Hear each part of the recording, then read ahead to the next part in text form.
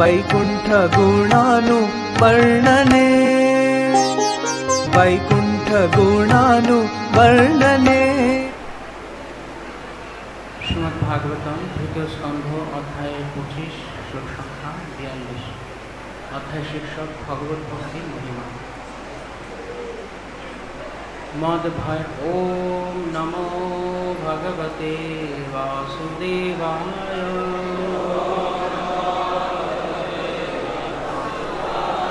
ओम नमो भगवते वासुदेवाय।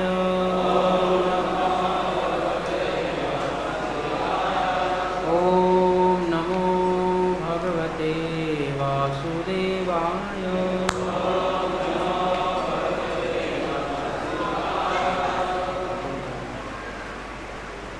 मद्भयात्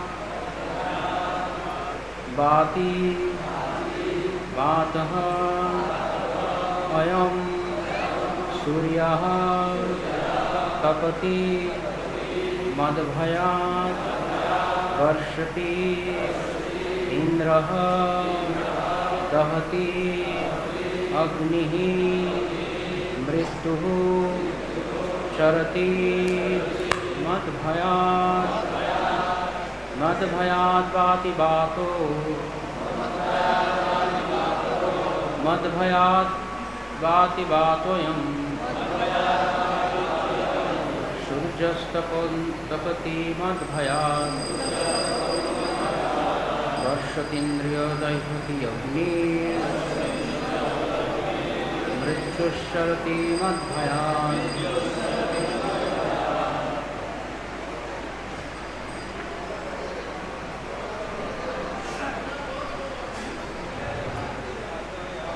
मद्भयात् वाति वातोऽयं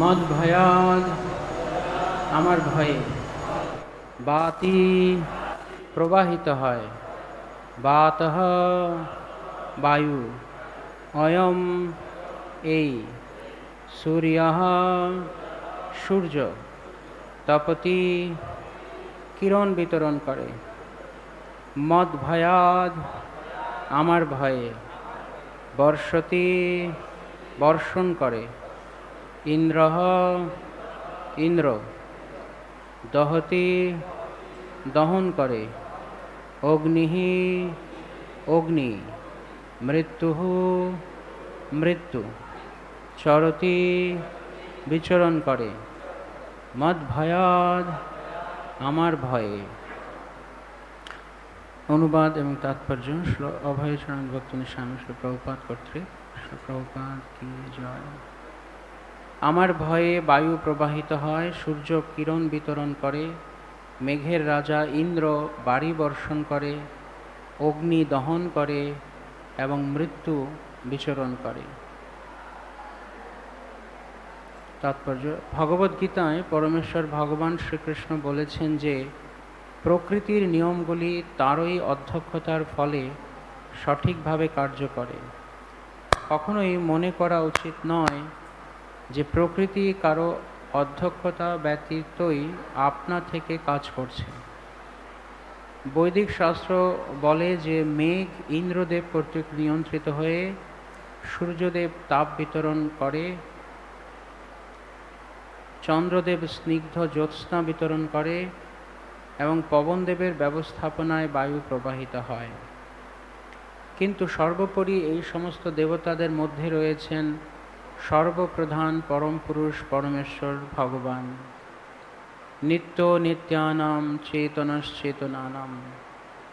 দেবতারাও সাধারণ জীবাত্মা, কিন্তু ভগবানের প্রতি তাদের বিশ্বস্ততা এবং ভক্তির ফলে তারা এই সমস্ত পদে নিযুক্ত হয়েছেন।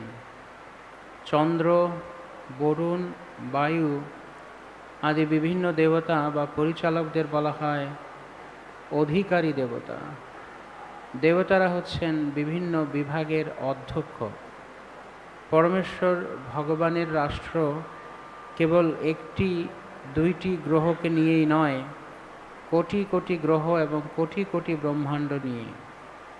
পরমেশ্বর ভগবানের রাষ্ট্র বিশাল এবং তার সহকারীর প্রয়োজন হয়। দেবতারা তার দেহের বিভিন্ন অঙ্গ বলে দেবতাদের তার দেহের বিভিন্ন অঙ্গ বলে মনে করা হয়। এইগুলি বৈদিক শাস্ত্রের বর্ণনা। এই পরিস্থিতিতে সূর্যদেব, চন্দ্রদেব, অগ্নিদেব এবং বায়ুদেব পরমেশ্বর ভগবানের পরিচালনায় কার্য করছে। ভগবদ্গীতায় প্রতিপন্ন হয়েছে মায়াধ্যক্ষেন প্রকৃতি শ্রূয়তে সচরাচরম। প্রকৃতির নিয়মগুলি পরমেশ্বর ভগবানের অধ্যক্ষতায় পরিচালিত হচ্ছে। যেহেতু সব কিছুর পিছনে তিনি রয়েছেন, তাই সব কিছু যথাসময়ে এবং যথা নিয়মে সম্পন্ন হচ্ছে। যিনি পরমেশ্বর ভগবানের আশ্রয় গ্রহণ করেছেন, তিনি অন্য সমস্ত প্রভাব থেকে সম্পূর্ণরূপে সুরক্ষিত। তখন তাকে আর অন্য কারো সেবা করতে হয় না, অথবা অন্য কারো কাছে কৃতজ্ঞ থাকতে হয় না। অবশ্য তা বলে তিনি কাউকে অবজ্ঞা করেন না। পক্ষান্তরে তার সমস্ত চিন্তা এবং শক্তি পরমেশ্বর ভগবানের সেবায় মগ্ন থাকে। ভগবান কপিল দেবের এই উক্তি, তার নির্দেশে বায়ু প্রবাহিত হয়, অগ্নি দহন করে, সূর্য তাপ বিতরণ করে, তা ভাবপ্রবণতা নয়। নির্বিশেষবাদীরা বলতে পারে যে ভাগবতের ভক্তেরা তাদের কল্পনায় ভগবানকে সৃষ্টি করে এবং তার মধ্যে বিভিন্ন গুণ আরোপ করে, কিন্তু প্রকৃতপক্ষে তা কল্পনা নয় এবং ভগবানের নামে কৃত্রিমভাবে বিভিন্ন গুণ এবং শক্তি আরোপ করা হয় না। বেদে বলা হয়েছে ভীষাস্মাদ পাতঃ পবতে ভীষদেতি সূর্যঃ। পরমেশ্বর ভগবানের ভয়ে পবনদেব এবং সূর্যদেব কার্য করছে। ভীষাস্মাদ অগ্নিশ্চেন্দ্রশ্চ মৃত্যুর্ধাবতি পঞ্চমঃ। অগ্নি, ইন্দ্র এবং মৃত্যু সকলেই তার পরিচালনায় কার্য করছেন। এইগুলি বেদের বাণী। হরি ওম তৎসৎ। বিষ্ণুপাদ কৃষ্ণ কৃষ্ণ সমিতি জয়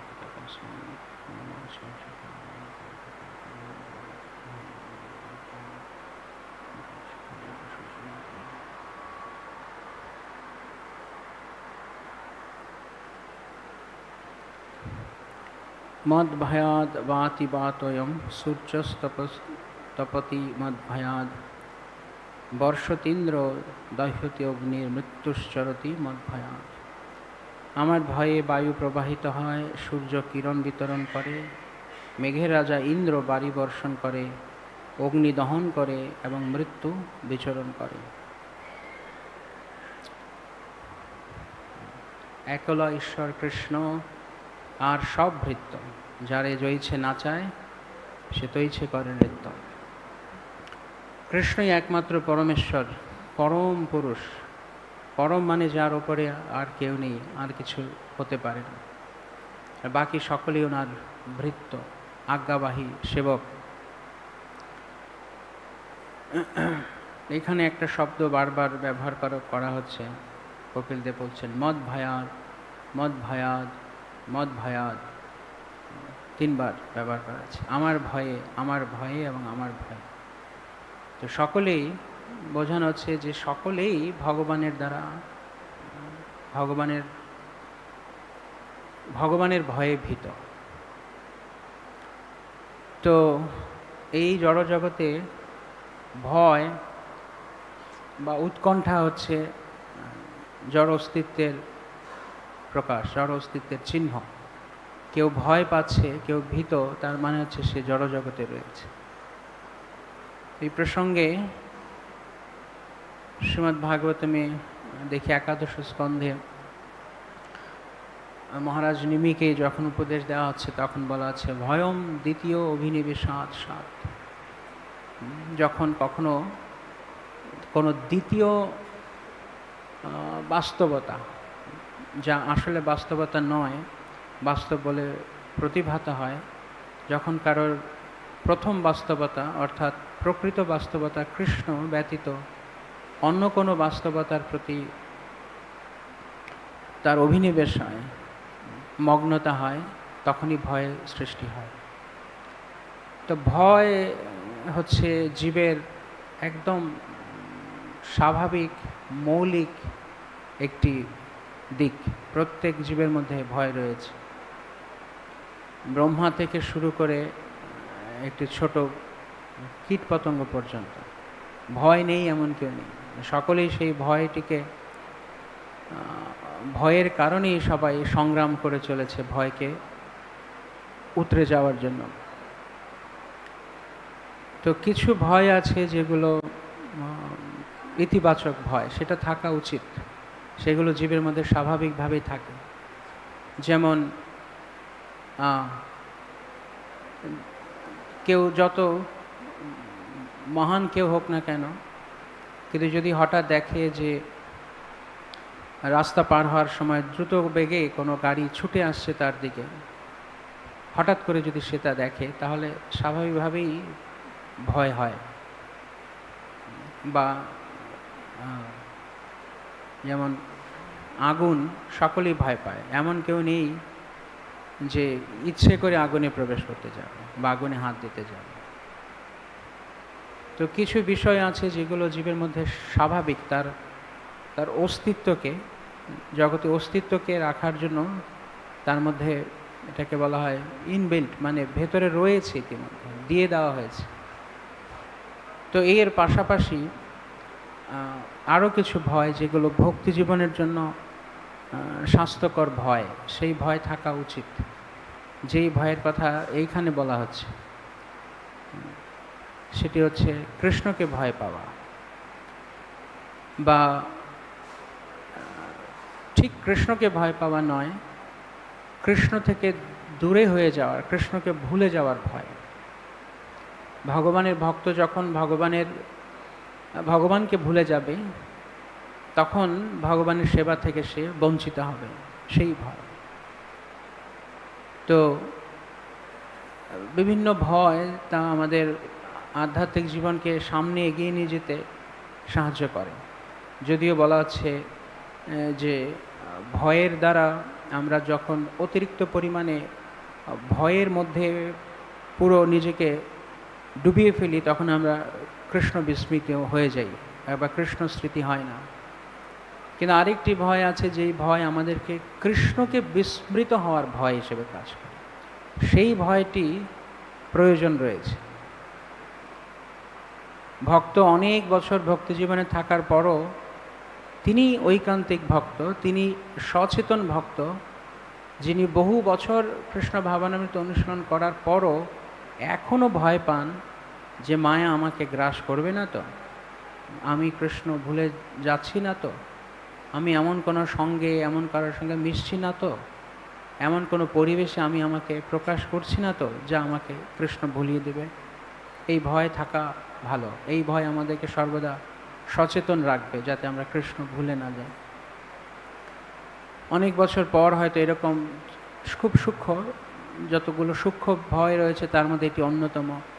সেটি হচ্ছে যে আমি আসলে যান্ত্রিক ভক্তি করছি না তো, সব কিছু কৃষ্ণের কৃষ্ণের প্রতি ভরসা রেখে আমি করছি না, আমি কেবল যান্ত্রিকভাবে করছি। আমার জপ, আমার শ্রবণ, আমার কীর্তন, আমার ভগবদ আরাধনা এসব যান্ত্রিক হচ্ছে না তো, এই ভয় স্বাস্থ্যকর ভয়।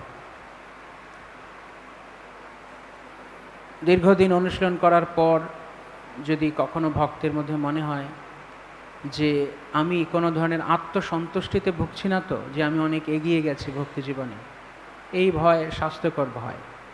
এই ভয় আমাদেরকে ঠিক রাস্তায় রাখবে, মার্গ থেকে চ্যুত করবে না। অনেক দিন অভ্যাস করার পর যদি কখনো মনে হয় যে আমি খুব ভালো উন্নত শুদ্ধ ভক্ত হয়েছি, আর আমার মনে হয় কৃষ্ণতে বিশ্বাস অটল, আমাকে কেউ টলাতে পারবে না, এই ভয়, এর কারণে যে ভয়, যে আমি এরকম ভাবছি না তো, যে আমি এটাকে খুব সহজে পেয়ে গেছি এরকম কিছু ভাবছি না তো, এই ভয় থাকা ভালো। এটা স্বাস্থ্যকর ভয় ভক্তি জীবনের জন্য। অনেকদিন অনুশীলন করার পর যদি কখনো অনেক যশ প্রতিষ্ঠা মান বাড়ে, তার জন্য ভক্ত, ঐকান্তিক ভক্ত, তিনি ভীত হতে পারেন যে আমি নিচে পড়ে যাচ্ছি না তো, আমি আমার লক্ষ্য থেকে বিচ্যুত হয়ে অন্যের সম্মান যশ প্রতিষ্ঠার দ্বারা বিমোহিত হচ্ছি না তো, এই ভয় থাকা ভালো। এই ভয় স্বাস্থ্যকর ভয়। অনেক দিন অনুশীলন করার পরও যদি ভক্তের কাছে মনে হয় যে আমার মন এখনও সংযত করতে পারছি না, এখনও আমি যখন জব করতে বসি তখন মন কত দিকে ঘুরতে থাকে, আমি অত কষ্ট করেও কৃষ্ণতে মন লাগাতে পারছি না, কৃষ্ণ আমি কবে এরকম পারবো তোমাতে মন লাগাতে, ভয় হচ্ছে, এই ভয় স্বাস্থ্যকর ভয়। অনেক বছর অনুশীলন করার পরও যদি ভক্তের কখনো মনে হয় যে মৃত্যুকালে আমি অন্য কোনো কিছুর প্রতি আসক্ত হয়ে কৃষ্ণ ভুলে যাব না তো, অন্তিম সময়টাতে আমি কৃষ্ণ চরণকমল স্মরণ করতে পারবো তো, এই ভয় স্বাস্থ্যকর ভয়। এই যত সমস্ত ভয়গুলির কথা বললাম, এই ভয়গুলো আমাদেরকে সবসময় রাস্তায় রাখবে, সঠিক রাস্তায় রাখবে। যেই যাত্রা আমরা বহু বছর আগে হয়তো শুরু করেছি, বা কেউ হয়তো অল্প দিন আগে শুরু করেছি, কেউ আগে রয়েছে, কেউ পেছনে রয়েছে, কিন্তু লক্ষ্য বা গন্তব্য একটি, সেটি হচ্ছে ভগবৎ পাদপদ্ম। তো সেখানে পৌঁছাতে গেলে অনেক ধরনের বিচ্যুতি বা অনেক ধরনের বিপদ সামনে আসতে পারে, যা আমাদেরকে প্রলোভিত করে আসল পথ থেকে উপপথ বা ছলপথ বা দেখতে পথের মতো লাগছে সেরকম জায়গাতে নিয়ে যেতে পারে। যেমন যখন অনেক বছর পর যদি কোনো ভক্ত প্রশংসা করতে শুরু করে, প্রভু আপনার মতো ক্লাস কেউ দিতে পারে না, আপনার মতো এরকম নিষ্ঠাবান পূজারী আর কেউ নেই, আপনার কীর্তনের সুরে এইরকম সুরে মোহিত করার মতো আর কেউ নেই, আপনার মতো এত দক্ষ ব্যবস্থাপন আর কেউ করতে পারে না, তখন এটা একটা দরজায় কড়া নাড়ার মতো। যদি আমরা এই কথাগুলোর দ্বারা, কথাগুলো কেউ বলতে পারে, কিন্তু এই কথার দ্বারা যদি আমি ভেবে নিই হ্যাঁ ঠিক, আপনি যা বলছেন ঠিক, যদি মুখে না বললেও যদি আমার ভেতরে এরকম মনোবৃত্তি কাজ করে, এইরকম মনোভাব আসে, তাহলে সত্যি আমি এগিয়েছি। তাহলে জানতে হবে আমরা উপপথে চলে গেছি, ভুল পথে বেরিয়ে গেছি, বিপথে পরিচালিত হচ্ছে। প্রত্যেক মুহূর্তে মায়া সচেতন আমাদেরকে নিয়ে যাওয়ার জন্য। আর ভক্তের কাজ হচ্ছে, ঐকান্তিক ভক্তের কাজ হচ্ছে প্রত্যেক মুহূর্তে সচেতন থাকা, যাতে কৃষ্ণের বলয় থেকে আমি না বেরিয়ে যাই। সেজন্য পতনের শুরু হয় বা ভয়ের শুরু হয় ঠিক কৃষ্ণ বিস্মৃতি থেকে। বলা আছে ভয়ম দ্বিতীয় অভিনিবেশাৎ সৎ, দ্বিতীয় অভিনিবেশ যখন হচ্ছে কৃষ্ণ বাদে অন্য কিছুতে, যখন অন্য কিছুতে আমাদের মন যাচ্ছে, তখন আমরা কি করি? ঈশাদুপেতস্য ভগবত বিস্মৃতি। ঈশাদুপেতস্য মানে কৃষ্ণ বিমুখ হয়ে যাওয়া, মানে কৃষ্ণ থেকে মুখ অন্যদিকে ঘুরিয়ে নাও, এবং তার ফলেই তখন বিপর্যয় অস্মৃত। স্মৃতি মানে কৃষ্ণ স্মরণ, আর অস্মৃত মানে কৃষ্ণ ভুলে যাওয়া, ফলে বিপর্যয়। সে বিপর্যয় কি? স্বরূপ বিভ্রম, নিজেকে কৃষ্ণ দাস ভিন্ন অন্য কিছু ভাবা। এই কাজটি কে করছে? তন্মায়া, মায়াদেবী করছে। কার মায়া? মায়া কার? কৃষ্ণের। কৃষ্ণ বলছেন আমার মায়া, আর এখানে বলা আছে তন্মায়া, আপনার মায়া শক্তি এই কাজ করছে। হ্যাঁ, তো এইভাবে আমাদের ভয়ের শুরু কোথায় হচ্ছে, উৎকণ্ঠার শুরু কোথায় হচ্ছে? প্রথম আমরা যখন ঈষাদ উপেতস্য, যখন আমরা কৃষ্ণ থেকে মুখ ঘুরিয়ে নিচ্ছি, না কৃষ্ণ ছাড়াও আমার জীবনে অন্য কিছু দরকার আছে, কৃষ্ণ ছাড়াও আমার জীবনে অন্য কিছু দরকার আছে। একটা হচ্ছে কৃষ্ণ ছাড়া আমার জীবনে কিছুর দরকার আছে, এটি এটি ধরা যায়, এটি খুব স্থূল, যে কৃষ্ণ ছাড়া অন্য কিছু চাইলে সহজেই ডিটেক্ট করা যায়, সহজেই ধরে ফেলা যায়। কিন্তু কৃষ্ণ ছাড়াও আমার জীবন অন্য কিছুর দরকার আছে, এইটি খুব সূক্ষ্ম। কারণ সঙ্গে কৃষ্ণ থাকছেন, কৃষ্ণের পথেই যেন হাঁটছি বলে মনে হচ্ছে, কিন্তু সাথে সাথে আরও অন্যান্য কিছু নিয়ে নিয়েছি। তো আমাদের যারা স্থূল ভোগবাদী বা বিষয়ী জড়বাদী, তারা কৃষ্ণ ব্যতীত অন্য কিছু চায়, কৃষ্ণ বিমুখে, তো বোঝাই যাচ্ছে। কিন্তু প্রশ্ন তাদেরকে নিয়ে নয়, প্রশ্ন আমাকে নিয়ে, যে এত বছর অনুশীলন করার পর আমিও কি কৃষ্ণ ছাড়াও অন্য কোনো কিছু চাইছি? তা প্রত্যেক দিন হিসেব করা, প্রত্যেক দিন নিজেকে জিজ্ঞেস করা। শুধু প্রত্যেক দিন নয়, প্রতি মিনিটে, প্রতি মুহূর্তে শরণাগতি বা ভগবানের কাছে নিজেকে সঁপে দেওয়া, এটি একদিনের কাজ নয়। একদিন মন্দিরে এসে, একদিন ভগবানের কাছে এসে হাত তুলে বলে দিলাম কৃষ্ণ আমি তোমার, এরকম নয়।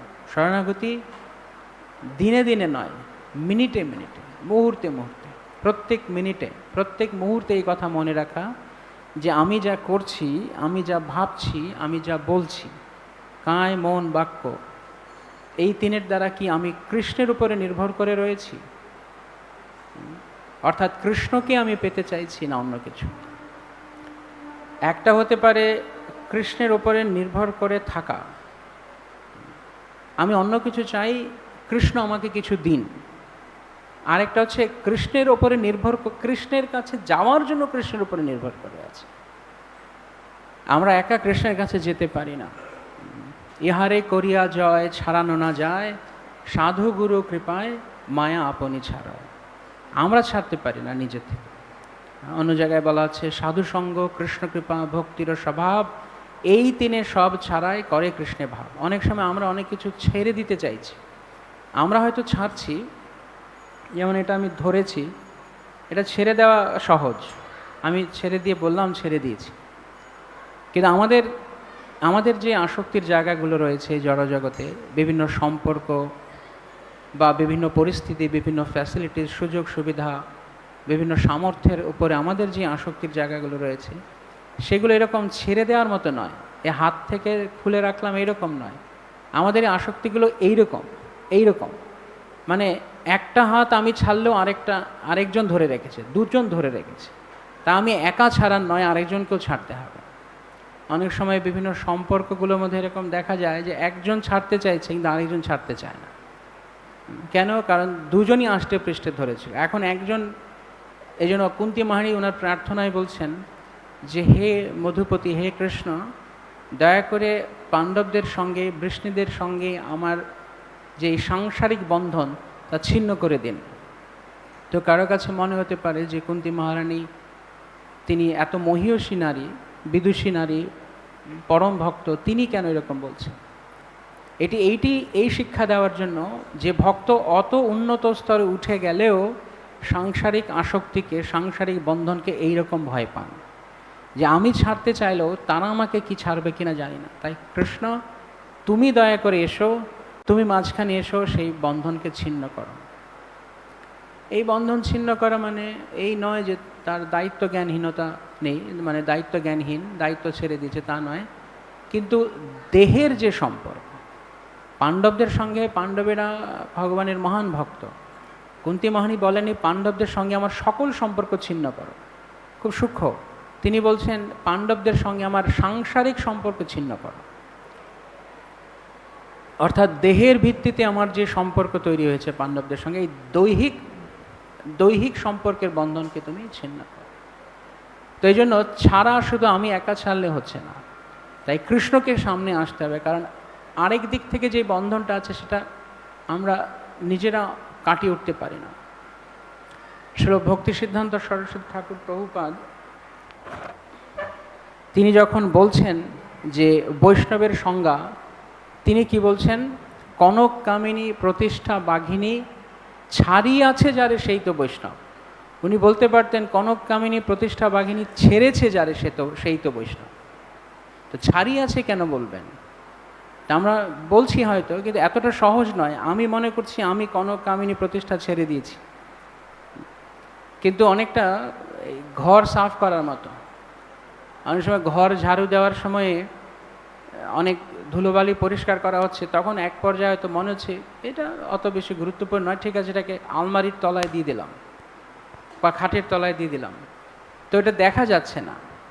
তো বাহ্যিকভাবে মনে হচ্ছে যেন আমরা আসক্তি থেকে বা এগুলো থেকে আমরা বেরিয়ে গেছি কনক কামিনী প্রতিষ্ঠা থেকে। কিন্তু তিনি বলছেন এইগুলো যখন ছাড়বে, এইসব ছাড়ার এইগুলো তখনই ছাড়বে যখন কৃষ্ণ স্মৃতি হবে, যখন আমি আমার স্বরূপে স্থিত হব। কৃষ্ণকে কাজ করতে হবে। অনেক সময় দেখবেন রাস্তায় যখন হাইওয়েতে কাজ হয় তখন বড় সাইনবোর্ড লাগিয়ে রাখে, ওখানে কি লেখা থাকে? কশন মেন এট ওয়ার্ক, মানে সাবধান, রাস্তায় কাজ চলিতেছে, মানুষ কাজ করছে। তো আমাদের ক্ষেত্রে মেসেজ হচ্ছে কশন মায়া এট ওয়ার্ক। শ্রী শ্রী রাধা মাধব সখীবৃন্দ শ্রীমন মহাপ্রভু পঞ্চতত্ত্ব শ্রী প্রহ্লাদ নরসিংহদেব কি জয়। আমাদের জন্য সতর্কবাণী হচ্ছে মায়া অ্যাট ওয়ার্ক। মায়া কাজ করছে প্রত্যেক মুহূর্তে। আর মায়া এইরকম, মানে মায়া মানে কৃষ্ণ বিস্মৃত করানোর যে বিষয়টা এইরকম, যেটা আপনাকে এমন নয় যে আমি এখন কৃষ্ণ ভুলে গেছি, মায়া দুদিন পরে আসবে। মায়া কোথায় থাকে? নিকটস্থ। নিকটস্থ মানে যেরকম অনেক সময় বাঘ সিংহ যেমন ওত পেতে থাকে শিকার ধরার জন্য, মানে একদম অতন্দ্র পাহারা দিতে থাকে, কখন খপ করে ধরবে। তো মায়া এরকম সবসময় ওত পেতে আছে। যেই মাত্র কৃষ্ণ ভুলব, যেই মাত্র কৃষ্ণ ঈশাদুপে তস্য, যেই মাত্র কৃষ্ণ থেকে বিমুখ হবো সঙ্গে সঙ্গে মায়া, এই তো আমার সুযোগ, কৃষ্ণ ভুলি। যেই মাত্র ভোগ বাঞ্ছা করে সঙ্গে সঙ্গে মায়া জাপটিয়া ধরে। আর মায়া কে? মায়া প্রায় কৃষ্ণের মতো সমান, প্রায় কৃষ্ণের মতো। কারণ মায়া কৃষ্ণের শক্তি। আমরা জানি গৌড়ীয় বৈষ্ণব সিদ্ধান্ত বলে শক্তি আর শক্তি মানে কোনো ভেদ নেই, প্রায় কৃষ্ণের মতো। শুধু একটাই পার্থক্য, ছোট্ট পার্থক্য, কৃষ্ণ মায়ার নিয়ন্ত্রক, মায়া কৃষ্ণের দ্বারা নিয়ন্ত্রিত, এছাড়া আর কিছু পার্থক্য নেই। তো মায়া যদি শক্ত করে ধরে তাহলে আমরা কিভাবে, আমরা দুর্বল জীব, ক্ষুদ্রাতি ক্ষুদ্র জীব, আমরা কিভাবে মায়ার প্রভাব থেকে মুক্ত হব? তাই জন্য কৃষ্ণ ভগবদ্গীতায় বলছেন তুমি পারবে না, তুমি পেরে উঠবে না একা, তুমি আমার কাছে শরণ গ্রহণ করো। মায়া অনেকটা কুকুরের মতো কাজ করছে। কি? যেমন কুকুর সবসময় পেছনে পেছনে ঘেউ ঘেউ করতে থাকে, তাড়া করতে থাকে, তো মায়া আমাদেরকে তাড়া করছেন। কিন্তু এই মায়াদেবী কোনো সাধারণ কুকুরের মতো কাজ করছেন, তিনি ভগবানের দ্বারা নিযুক্ত কুকুরের মতো। এবং এই যে তাড়া করছেন, ওনার এই তাড়াটা খুব ভালো। উনি এমনই তাড়া করছেন যে এই তাড়া খেয়ে আমরা যতক্ষণ না পর্যন্ত শ্রীকৃষ্ণের পাদপদ্মে আশ্রয় নেব ততক্ষণ পর্যন্ত মায়া পেছনে ঘেউ ঘেউ করতে থাকবে, ততক্ষণ পর্যন্ত আমাদেরকে তাড়া করতে থাকবে।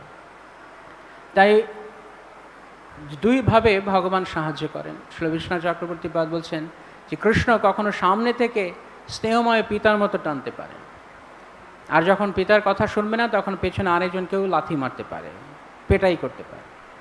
তো কৃষ্ণ হোক কি মায়া হোক, যে কোনোভাবেই যার দ্বারাই হোক না কেন, কৃষ্ণের দ্বারা আকৃষ্ট হয়ে হোক কি মায়ার দ্বারা মার খেয়ে হোক, যতক্ষণ না পর্যন্ত আমরা আবার কৃষ্ণের দিকে মুখ ঘোরাচ্ছি ততক্ষণ তা সম্ভব নয়। ততক্ষণ এই ভয়, এই উৎকণ্ঠা থেকে মুক্ত হওয়া সম্ভব নয়। ঈষাদ উপেতস্য বিপর্যয় অস্মৃত। কৃষ্ণ ভুলে যাওয়ার কারণে, কৃষ্ণ স্মৃতি হারিয়ে ফেলার কারণে স্বরূপ বিভ্রমের বিপর্যয় হয়েছে। মায়া এই কাজটি করছে। তাহলে প্রথম ধাপটা কি ছিল? কৃষ্ণ থেকে বিমুখ হয়ে যাওয়া, কৃষ্ণের দিকে থেকে মুখটা ঘুরিয়ে নেওয়া। দ্বিতীয়ত, যখনই কৃষ্ণ থেকে মুখ ঘুরিয়ে নিয়েছি, সঙ্গে সঙ্গে বিপর্যয় অস্মৃত, স্বরূপ ভুলে গেছি, আসল বাস্তবতা ভুলে গেছি। আর তার ফলে অভিনিবেশাত, মগ্নতা, পুরোপুরি নিমগ্ন হয়ে গেছি জড়জগতের মধ্যে, একটা ছায়া বাস্তবতার মধ্যে। এটা বাস্তবতা নয়, বাস্তবতার ছায়া, প্রতিফলন, তার মধ্যে আমরা নিমগ্ন হয়ে গেছি, নিবিষ্ট হয়ে গেছি। আর সেই নিবিষ্টতা এত এত মানে রূঢ় নিবিষ্টতা, যে যেমনটা ভগবদ্গীতায় কৃষ্ণ বলছেন যে জীব আমার অংশ, মমই বাংশ, আমার নিত্য অংশ। কিন্তু যখন সে এই পরিচয়টি ভুলে যায়, তখন প্রকৃতি স্থানী কর্ষতি, তখন সে সংগ্রাম করতে শুরু করে। কারণ ছায়াকে বাস্তব মনে করে আপনি যতই সেখানে কিছু বাস্তবের কিছু পেতে চাইবেন, এই সংগ্রাম চিরকালই, এই প্রচেষ্টা চিরদিনই ব্যর্থ হবে। কারণ ছায়া তো ছায়া, ছায়া বাস্তবতা নয়। তাই জড়জগতে সুখী হবার চেষ্টা, জড়জাগতিকভাবে ভয়কে নিবৃত্ত করার চেষ্টা সবসময় ব্যর্থ হবে। মানুষ অনেকভাবে তার ভয়কে নিবৃত্ত করার চেষ্টা করছে, কখনো দৈহিক স্তরে, কখনো আবেগীয়ভাবে, কখনো বা বৌদ্ধিকভাবে, শারীরিকভাবে কীরকম, যেমন অনেকগুলো হয়তো ভিটামিন বড়ি খেয়ে নিলাম, কিছু ভ্যাকসিন নিয়ে নিলাম, বা ভবিষ্যৎ কেমন হবে তার ভয়ে কিছু ইন্স্যুরেন্স করে রাখলাম, অথবা আমার চারপাশে সুরক্ষা বলয় কিছু তৈরি করলাম। আবেগীয়ভাবে কিভাবে হতে পারে? যখন কেউ খুব দুঃখ পায়, অনেক সময়ে অনেককে দেখা যায় বাইরে, তারা মদ খায়। কেন? সিগারেট খায়, মদ খায় কেন? বলে আমরা হতাশাগ্রস্ত, কষ্ট পেয়েছি, কোথাও থেকে দুঃখ পেয়েছি। তাই দুঃখকে, কষ্টকে ভুলে যাওয়ার জন্য অন্য একটা কিছুর আশ্রয় নেয়।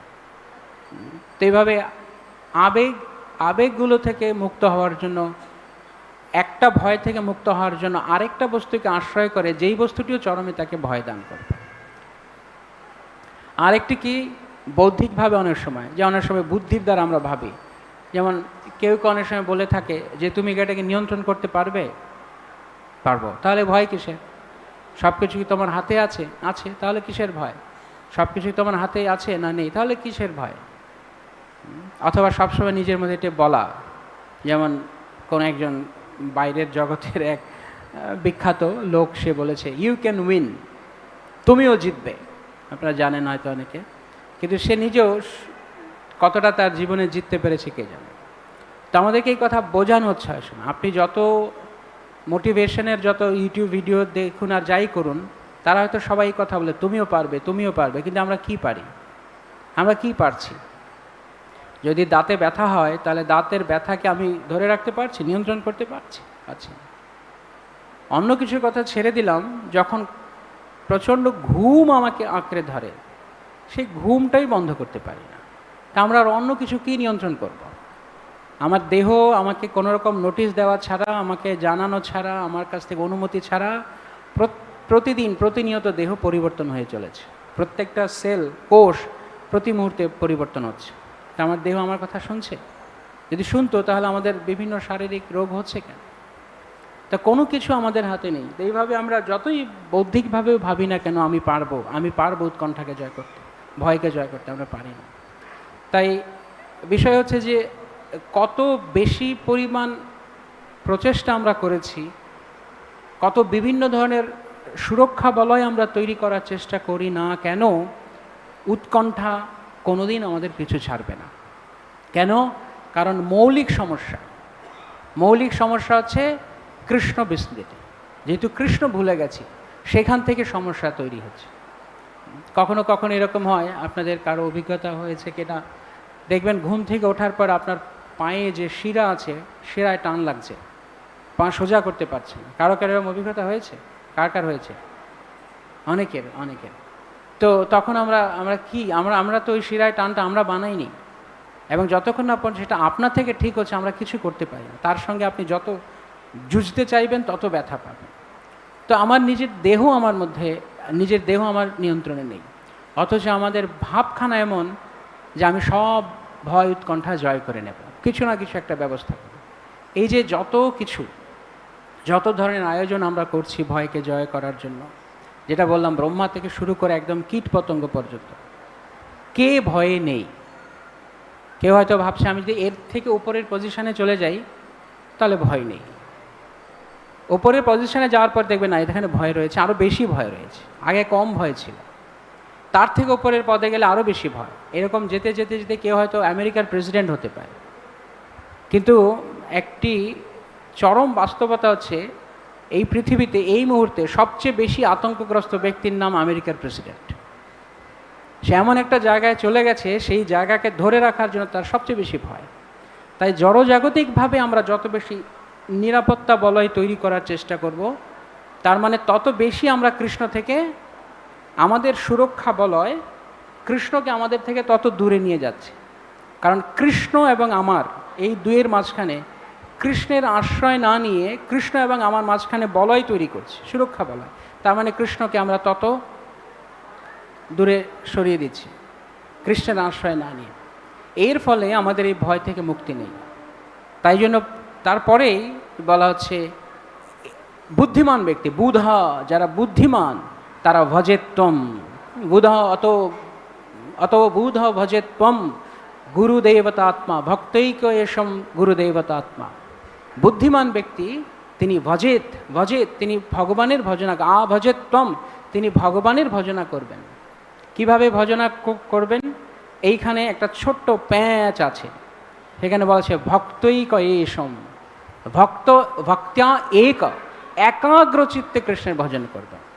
এরকম এরকম বিভিন্ন দিকে মন ছড়িয়ে ভগবত ভজন নয়, এক লক্ষ্যে, এক গন্তব্য, কৃষ্ণ ব্যতীত আর কিছু চাই না।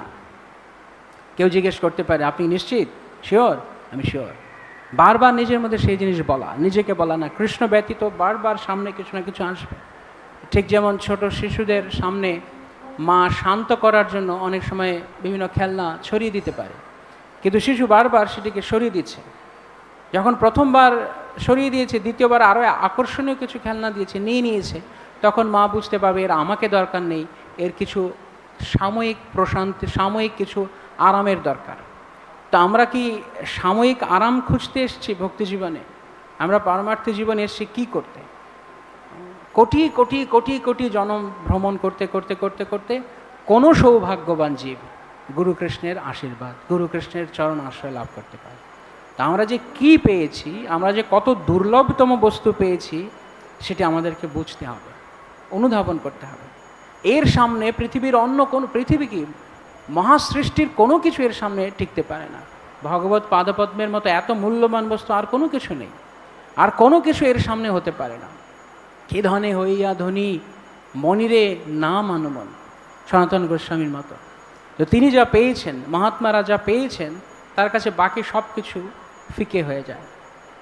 সেই জন্য ভক্তিবিনোদ ঠাকুর মহাশয় যেমন তিনি তার প্রার্থনায় বলছেন, এই মাত্র আশা মম তোমারও চরণে, আহুত কি ভক্তি দে জাগে অনুক্ষণ। হে কৃষ্ণ,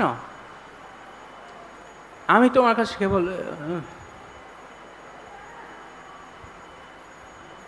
কেবল একটি আশা করি কৃষ্ণ, এই মাত্র আশা মম। ভক্ত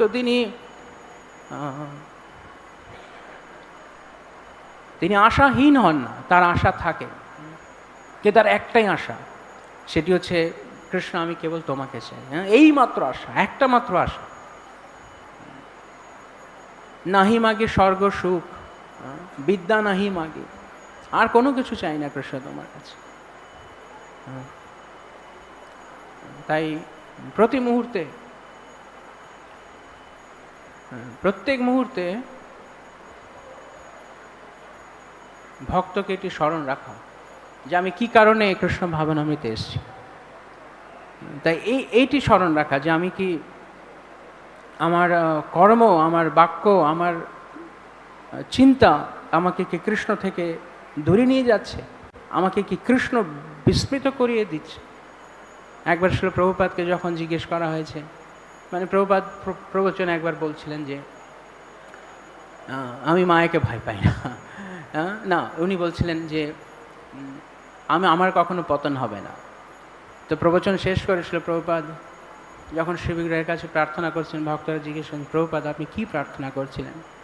প্রভুপাদ বললেন আমি প্রার্থনা করছি কৃষ্ণ দয়া করে আমাকে পতিত হতে দিও না, আমার যেন পতন না হয় কৃষ্ণ। তো ভক্তেরা জিজ্ঞেস করছেন আপনি তো মাত্রই বললেন প্রভুপাদ আপনার কখনো পতন হবে না। প্রভুপাদ বললেন যে এই কারণে আমি নিশ্চিত, এই কারণে আমি জানি আমার পতন হবে না, কারণ আমি প্রত্যেক মুহূর্তে প্রার্থনা করছি। প্রতি মুহূর্তে কৃষ্ণ ভাবনামৃত পার্ট টাইম বিজনেস নয় যে দিনের একটা ভাগ কেবল কৃষ্ণ স্মরণ করলাম। অনেক সময় আমরা ভাবি সকালবেলা উঠে যদি সকালের প্রভাতকালীন অনুষ্ঠান খুব ভালো হয় তো আমি ঠিক আছি। হ্যাঁ, এটা একদিক থেকে ঠিক আছে, এটা একদিক থেকে গুরুত্বপূর্ণ, কেননা এটি দিনের শুরুতে মনে রাখা যে আমি কৃষ্ণের। আমাদের এই জগতে অনেক ধরনের আইডেন্টিটি আছে, অনেক ধরনের পরিচয় আছে, বিভিন্ন পরিচয় আমরা নিজেদেরকে পরিচিত করছি। আমি কারোর বাবা, কারোর মা, কারোর ছেলে, কারোর মেয়ে, কারোর স্ত্রী, কারোর স্বামী, কারোর কিছু একটা আমি। কিন্তু এই সমস্তগুলো মিথ্যা পরিচয়। তাই সবার প্রথমে ঘুম থেকে ওঠার পর সবার প্রথমে কৃষ্ণের কাছে আসার পর এই পরিচয়ে জানা যে কৃষ্ণ আমি তোমার। আর এই কথাটা কতক্ষণ মনে রাখতে হবে, শুধু মর্নিং প্রোগ্রাম সকালবেলা না, সারাক্ষণ সব সময় কথা মনে রাখা কৃষ্ণ আমি তোমার। সত্যিকারের ভক্তি জীবন হচ্ছে তখন যখন আমরা প্রতি মুহূর্তে এই কথা স্মরণে রেখে আমরা ভক্তি জীবনকে অনুশীলন করছি।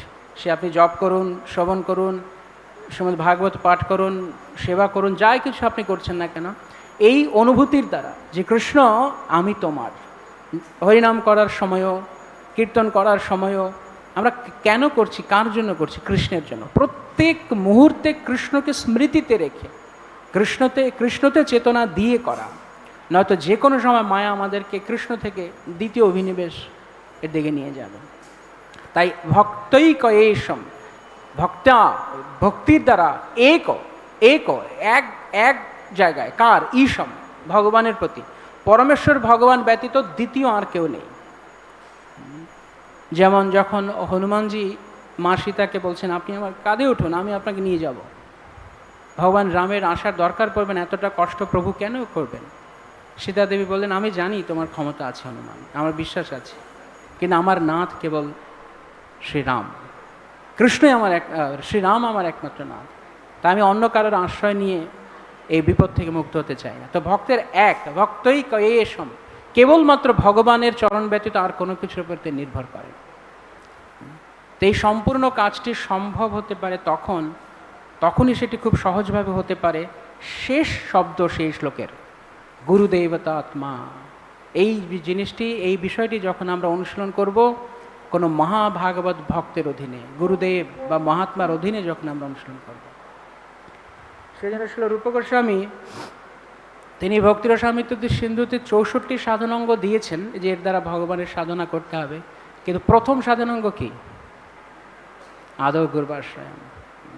যদি প্রথমটা না হয়, প্রথমটা হচ্ছে দরজা। এই দরজা দিয়ে না ঢুকলে বাকি 63 সাধনাঙ্গ বৃথা। প্রথম হচ্ছে গুরু বা বৈষ্ণবের আনুগত্য, কোনো মহাত্মা যিনি ইতিমধ্যে কৃষ্ণ পাদপদ্মে আশ্রিত। আসলে প্রভুপাদ লিখছেন মহাত্মা লক্ষণ, ভাগবদ্গীতা 9:13-তে তাৎপর্যে লিখছেন মহাত্মা লক্ষণ কি? তিনি সদা সর্বদা তিনি দৈবী প্রকৃতির আশ্রয় থাকেন। দৈবী প্রকৃতি কে? কৃষ্ণের পাশে যিনি দাঁড়িয়ে আছে তিনি দৈবী প্রকৃতি, অর্থাৎ আরেকজন মহাভাগবতের বা আরেকজন ভক্তের আনুগত্য। এইটি হচ্ছে ভক্তের মনোভাব, সর্বদা গুরু বৈষ্ণবের আনুগত্য। তো এইভাবে যখন কেউ কৃষ্ণ স্মৃতিতে থাকবেন সবসময়, তিনি ভয়মুক্ত। কৃষ্ণের আমাদের ভয় উৎকণ্ঠা হচ্ছে আমার কি হবে, আমার কি হবে, কি হবে আমাদের। যখন আমরা এটা ভাবি আমার কি হবে, তখন আমি ভাবছি আমাকে দেখার কেউ নেই, অর্থাৎ আমি ভুলে গেছি যে আমাকে সবসময় একজন দেখছেন। কে দেখছেন? কৃষ্ণ। তা আমার ভয়, তো ভক্তের এরকম ভয় নেই। ব্রজবাসীরা, ব্রজে বৃন্দাবনে কত ধরনের উৎপাত সৃষ্টি হয়েছে, কত কিছু হয়েছে, কিন্তু একটা বিষয়ে খেয়াল করলে ব্রজবাসীরা সবসময়ই তারা নির্ভার, সবসময় তারা নিশ্চিন্ত। কেন? ব্রজ শব্দের আরেকটা অর্থ কি? ব্রজ মানে বৃন্দাবন, কিন্তু ব্রজ শব্দের যে ব্যুৎপত্তিগত অর্থ হচ্ছে চলা, চলা। যেমন ভগবদ্গীতায় 2য় অধ্যায়ে 53 নম্বর শ্লোকে, 54 নম্বর শ্লোকে অর্জুন যখন প্রশ্ন করছেন কিম আসিত ব্রজেত কিম, ব্রজেত, ব্রজ মানে বিচরণ করা। তো ভক্ত, একজন শুদ্ধ ভক্ত, তিনি সবসময় বিচরণ করছেন, তিনি কৃষ্ণের পরিকল্পনার সঙ্গে বিচরণ করছেন। তিনি কখনো নিজের পরিকল্পনায় বিচরণ করেন না, তার পরিকল্পনা মানে কৃষ্ণের পরিকল্পনা। আমরা স্বতন্ত্রভাবে বিচরণ করতে চাইছি। কৃষ্ণ এক পরিকল্পনায় যেতে চাইছেন, আমি বলছি আমার এই পরিকল্পনা পছন্দ নয়, আমি অন্য পরিকল্পনায় যাব। কিন্তু ভক্ত এরকম নন, ভক্ত কৃষ্ণ যেই পরিকল্পনা তার অনুসরণে তিনি যান। তাই এই জন্য বলা হয় ব্রজবাসী। কারা প্রকৃতপক্ষে ব্রজবাসী? যিনি সর্বদা তার জীবনের প্রতি মুহূর্তে কৃষ্ণের পরিকল্পনার সঙ্গে চলেন, তিনি ব্রজবাসী। একটা ভৌগোলিক স্থানে যারা থাকেন তারা তো অবশ্যই ব্রজবাসী, কিন্তু সত্যিকারের ব্রজবাসী হচ্ছে যিনি কৃষ্ণের পরিকল্পনার সঙ্গে চলেন। তাই যখন কৃষ্ণ তাদের বলেছেন আমি মথুরা যাচ্ছি, ঠিক আছে, কৃষ্ণের পরিকল্পনা, তারা সব কিছুকে কৃষ্ণের ইচ্ছা বলে মেনে নিয়েছেন। তা আমাদের জীবনে যখন এরকম পরিস্থিতি আসছে তখন আমরা ভয় পাচ্ছি, কারণ আমরা ভাবছি আমার ভয়টা এত বড় যে কৃষ্ণ আমার ভয়কে নিবৃত্ত করতে পারবে। তার কারণ দ্বিতীয় অভিনিবেশাদ, মগ্ন হয়ে গেছে, জড় জগৎটার মধ্যে ঢুকে গেছি পুরো। তাই সমাধান একটাই, ভক্তই কয়ে সম গুরুদেবতা আত্মা।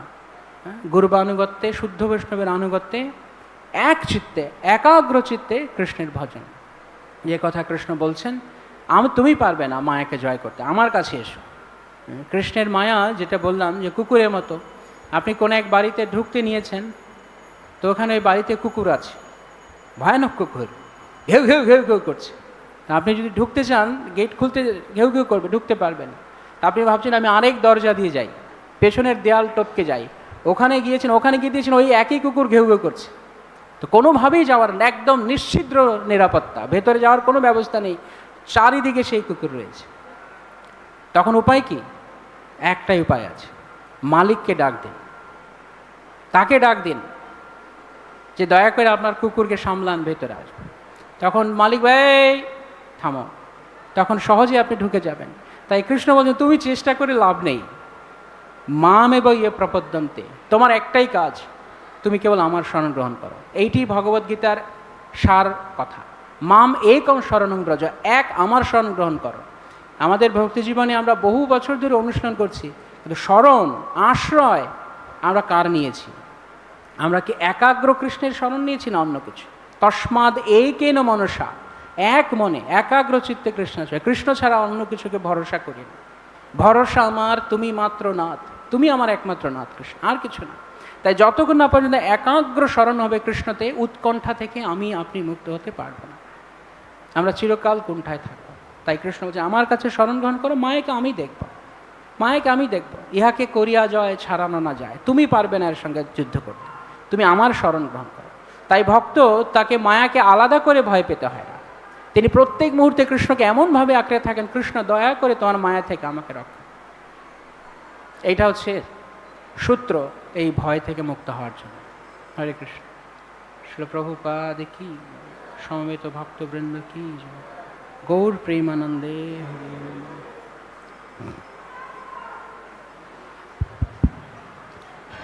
2-3 মিনিট আছে।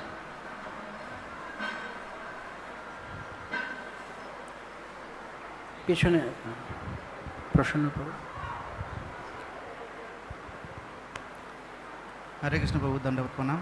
খুব সুন্দর ক্লাস, কীভাবে মায়া থেকে ভয় দূরে থাকতে হবে এবং কৃষ্ণকে আঁকড়ে রাখতে হবে। তো কৃষ্ণকে সর্বদা আঁকড়ে রাখার কিছু পন্থা যদি টিপস বলেন। যেটি আমি বলছিলাম, কায়, মন এবং বাক্য।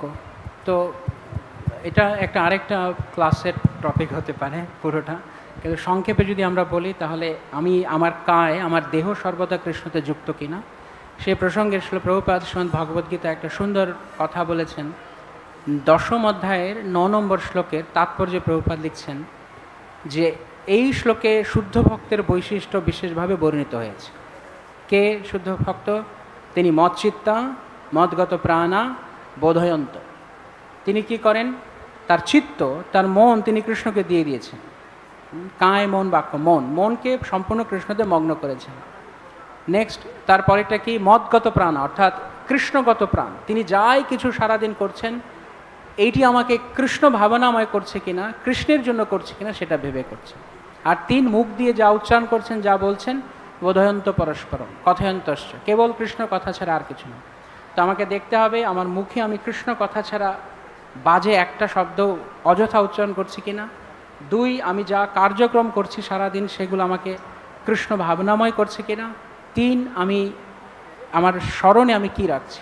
এই প্রসঙ্গে আমার মনে হয় এখানে অনেক দিন আগে একটা ক্লাসে বলছিলাম যে আমাদের চিন্তাকে অবজার্ভ করতে হবে, চিন্তাকে পর্যবেক্ষণ করতে হবে। আমি কি চিন্তা করছি? যখন আমরা অবসর থাকি তখন আমার মন কোন দিকে যায়? অবসর মন অনেকটা মনকে সবসময় তুলে রাখতে হয়, কারণ মন সবসময় নিম্নগামী, সবসময় নিম্ন চিন্তা করতে চায়, মনকে তুলে রাখতে হয়। তো দেখা যায় যখনই মন অবসর পায় সঙ্গে সঙ্গে কৃষ্ণ চিন্তা থেকে অন্য চিন্তায় যায়। তাই মনকে অভ্যস্ত করানো যে অবসর সময়ে আমি কি করছি। তাই যদি অবসর সময় আমি অন্য কিছু ভাবছি, সঙ্গে সঙ্গে আবার নিয়ে আসা, সঙ্গে সঙ্গে না কৃষ্ণ ভাবা, এরকম অভ্যস্ত করতে হবে। অভ্যস্ত করতে করতে একসময় মন কৃষ্ণের দিকে যাবে। তারপর যখন আমরা আমাদের কোনো জরুরি কাজ করছি, যখন কৃষ্ণকে ভাবার হয়তো সময়, মানে কৃষ্ণকে সেই সময় প্রত্যক্ষভাবে ভাবা হয়তো সম্ভব নয়, কারণ এমন একটা কাজ করে যেটাতে আমাকে মনোযোগ দিতে হচ্ছে, ওই ক্ষেত্রে খেয়াল করতে হবে ওই কাজটা শেষ হয়ে যাওয়ার পর আমার রিল্যাক্স টাইমে আমি কি করছি। ওই কাজটা শেষ, এখন আমি কী, এখন আমার মন কোথায় যাচ্ছে। ভক্ত এরকম থাকেন, এই জগতে ভক্তের পরিস্থিতি অনেকটা জল ছাড়া মাছের মতো। কোনো রকম তিনি শুধু তরপাচ্ছেন, কিভাবে আমি এখান থেকে বের হব। তাই জড়জগতের কাজগুলো ভক্ত এমনভাবে সম্পন্ন করেন, ঠিক যেমন ভরত মহারাজ উদাহরণ দিচ্ছে, মলবৎ, তাড়াতাড়ি শেষ করো, দরকার নেই, শেষ হয়ে গেছে, এখন আমি কৃষ্ণকে ভাবতে পারবো। তো মন এরকম করছে কি, সেটা আমাদেরকে দেখতে হবে। আর চিন্তা কথার দ্বারা সবসময় কৃষ্ণ সম্পর্কিত, আর কাজ সারাদিন কৃষ্ণ ভাবনা। এই প্রসঙ্গে রূপ গোস্বামীর কথা খুব প্রাসঙ্গিক। 3টে উপদেশ তিনি যা দিয়েছেন, তন নাম রূপচরিতা আদি সুকীর্তন অনুস্মরণ করো, কৃষ্ণকে নিরন্তর স্মরণ করো, ক্রমেণ রসনা মনসী, জিহ্বা এবং মনকে নিযুক্ত করো। 2, তিষ্ঠন ব্রজে, এটা খুব গুরুত্বপূর্ণ যে আমরা কোথায় বাস করছি, তিষ্ঠ মানে থাকা, কোথায়? ব্রজ মানে কি? বৃন্দাবন, ভৌগোলিক বৃন্দাবন, এটা একটা বৃন্দাবন, আরেকটা বৃন্দাবন একটু আগে আমরা বলছিলাম। আমরা সবসময় কৃষ্ণ ভাবনাময় পরিবেশে আছি কিনা, যাদের সকলের জীবনের উদ্দেশ্য কৃষ্ণ কিনা, তাদের সঙ্গে আমরা বাস করছি কিনা, আমার আশপাশের সঙ্গটা সেরকম কিনা। 3 নাম্বার অত্যন্ত গুরুত্বপূর্ণ, তদ অনুরাগী জনানুগামী। আমি কি আমার ভক্তি জীবনটা কি কারো আনুগত্যে আছে, নাকি আমি মনে করছি আমার তো অনেক দিন হয়ে গেছে, আমার আনুগত্য কি, এখন সবাই আমার অনুগত হবে, আমি কেন কারো অনুগত হবে, এরকম ভাবছি কি না। একদম নিরন্তর উনি বলছেন, কালম নয়েদ ইতি অখিলম উপদেশ সারম। এইভাবে কাল অতিক্রম করতে হবে কতদিন পর্যন্ত? যতদিন পর্যন্ত কৃষ্ণের কাছে না যাওয়া হয় ততদিন পর্যন্ত এইভাবে কাল অতিক্রম করতে হবে। আমার প্রচেষ্টা, অনুকূল সঙ্গ এবং কৃষ্ণ অনুরাগী ভক্তের আনুগত্য, তাহলে আমরা নিরাপদ। হরে কৃষ্ণ। শ্রী প্রভুপাদ কি জয়, সমস্ত ভক্তবৃন্দ কি জয়।